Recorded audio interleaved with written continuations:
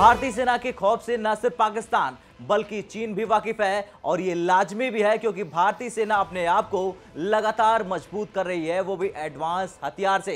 इस बीच अब दुश्मनों को भ्रमित करने के लिए भारतीय सेना के टैंक लैस होने जा रहे हैं एडवांस 81 मिमी स्मोक ग्रेनेड से। लेकिन सवाल यह है कि 81 मिमी anti thermal anti laser smoke grenade है क्या, और इसके आने से आतंकियों और पीठ के पीछे से वार करने वाले दुश्मन धुएं में ही मार गिराए जाएंगे क्या? इन तमाम सवालों के जवाब हम आपको इस वीडियो में देंगे। नमस्कार, जय हिंद, वंदे मातरम। आप देख रहे हैं भारत तक, मैं हूं आयुष।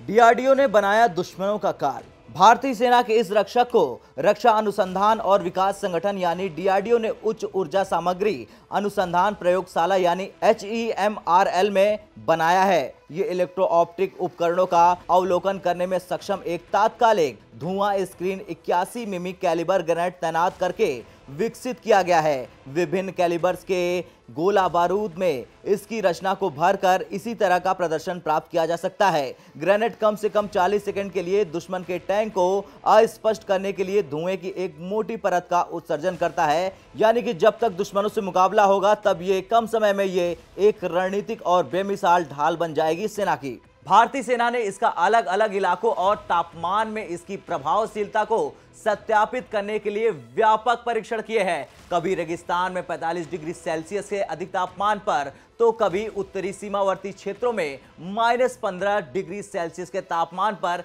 इसका परीक्षण किया गया है। HEMRL के निदेशक KPS मूर्ति ने इसे लेकर बताया कि अलग अलग परीक्षणों के दौरान ग्रेनेड ने सेना की सभी परिचालन आवश्यकताओं को पूरा किया है। ग्रेनेड की तकनीक उत्पाद के बड़े पैमाने पर निर्माण के लिए आयुध निर्माणी देहू रोड और नागपुर की एक निजी कंपनी को हस्तांतरित कर दी गई है। भारतीय सेना लगातार अत्याधुनिक हथियारों से लैस हो रही। शायद यही वजह है कि अभी कुछ दिनों पहले ही बेंगलुरु स्थित SSS डिफेंस ने भारतीय सेना की पैरा स्पेशल फोर्स यूनिट में AK-47 राइफलों के अपग्रेडेशन के लिए एक कॉन्ट्रैक्ट हासिल कर लिया। ऐसा करके SSS डिफेंस प्रमुख इजरायली आपूर्तिकर्ता FB डिफेंस का विकल्प बन जाएगा। साथ ही मौजूदा स्थिति में रूस पर लगे प्रतिबंधों के बीच भारतीय रक्षा क्षेत्र में अच्छी बढ़त भी देगा।